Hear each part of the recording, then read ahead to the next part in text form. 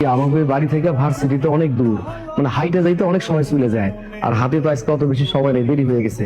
তো দেখেছিলাম তুমি যদি আমার 50 টাকা দিতা, ওই টাকা দিয়ে আমি অটোতে করে যেতাম, সময়টা বাইসে যেত। 50 টাকা হইব কিনা জানি না বাজান, এই 30 টাকায় আছে। আল্লাহ তুমি আমার এতিম পোলাটারে দেখো আল্লাহ, অনেক কষ্ট করে পোলাটারে মানুষ করতেছি, টাকার জন্য একটা গতি হয় আল্লাহ, তুমি দেখো আল্লাহ। এখন ইউনিভার্সিটি যাস না? ভার্সিটি যাওয়ার জন্যই তো রেডি হয়ে আসলাম। আচ্ছা ভাইয়া, আমার না 40,000 টাকা লাগে। গত সপ্তাহে না তুই আমার কাছ থেকে 20,000 টাকা নিলি, এখন আবার 40,000 লাগবে? কি বলবা, তাড়াতাড়ি বলো। কেন, তুই কি কোনো দেশের প্রেসিডেন্ট নাকি? আর বাবা, আজকে আমি তো দেরি করে ফেলেছি, ক্লাসটা মিস হয়ে যাবে, দেরি হয়ে গেছে, আমি ভিতরে যাই। তুই প্রত্যেকদিন যে পায়ে হেঁটে ভার্সিটিতে আসিস, এর তোর কাছে কি মনে হয়? স্কুল না কলেজ?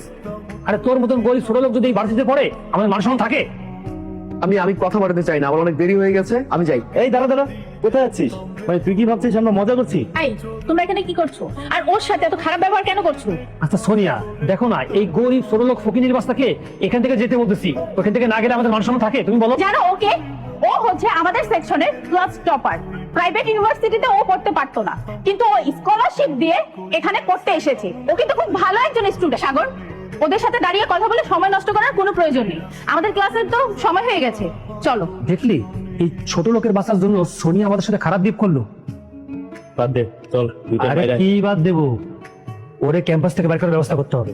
ক্লাস শেষ করে আমি তোমাকে সব জায়গায় খুঁজলাম, কোথাও তুমি নেই, আর তুমি হচ্ছে এইখানে। আচ্ছা, ক্লাস শেষ করে তুমি এত তাড়াতাড়ি কেন বের হয়ে যাও? কি করবো বলো, আমার বাসা তো এখান থেকে অনেক দূর, মানে এক কথায় আমাকে পায়ে হেঁটে যেতে হয়। পায়ে হেঁটে গেলে তো অনেক সময় নষ্ট হয়, তাই না? আচ্ছা, তোমার হাতে কি একটু সময় হবে? আমরা একটু ওই দিকটা যেয়ে বসি, একটু কথা বলবো। আর সোনিয়া, এখন যদি আমি তোমার সাথে বসি, তাহলে আমার বাসায় যেতে অনেক দেরি হয়ে যাবে। আরে না না, তুমি একদম চিন্তা করো না, আমার তো গাড়ি আছে, আমি গাড়ি করে নিজে যে তোমাকে তোমার বাড়িতে পৌঁছে দিয়ে আসবো। তার কোনো প্রয়োজন নেই, আমি হেঁটে যাবো, এটাতে আমি কমফোর্ট। এবার বলো, কি বলতে চাও? সাগর, তুমি তো আমাদের ভার্সিটির সবচেয়ে ভালো স্টুডেন্ট, তাছাড়া আমাদের ভার্সিটির অ্যাকাউন্টিংয়ে তুমি কিন্তু সবচেয়ে বেশি নাম্বার পেয়েছো। এদিকে দেখো, আমি অ্যাকাউন্টিং সাবজেক্টটা মোটেও বুঝি না। আচ্ছা, এটা আমার টিচার হবে?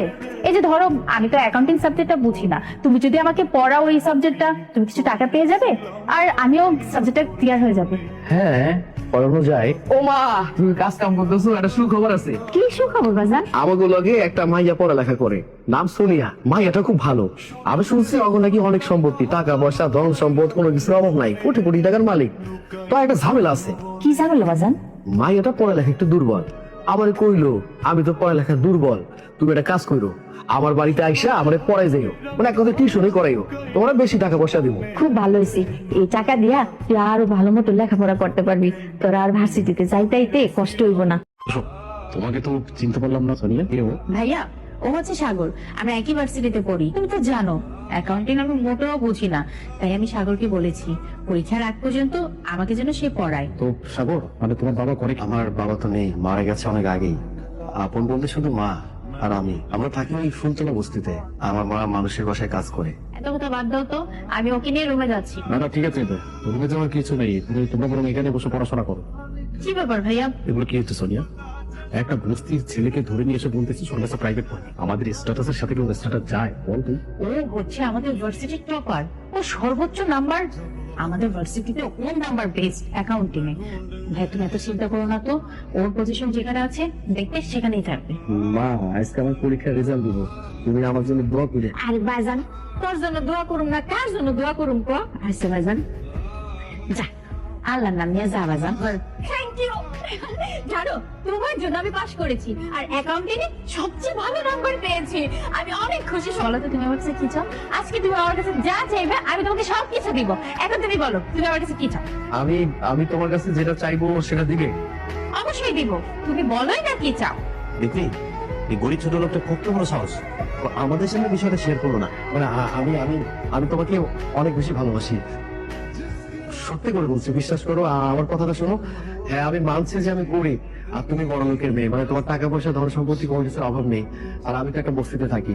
এতদিন বলবো বলে আর বলা হয়নি, সাহসটা হয়নি, কিন্তু আমি আমি একটা সুযোগের অপেক্ষা ছিলাম। যেমন এই যে তুমি পরীক্ষা ভালো রেজাল্ট করেছো, ভালো একটা পয়েন্ট পেয়েছো, পাস করেছো, আমার মনে একটা স্বপ্ন ছিল যে তুমি ভালো রেজাল্ট করলে ওই সময়টা আমি সাহস করে বলবো। এর থেকে ভালো বরং তুমি আমার বাড়িতে যাও, আমার বাড়িতে যেয়ে আমার ভাইয়ের সাথে কথা বলো, আমার ভাইয়াকে তুমি বলো তুমি আমাকে বিয়ে করতে চাও।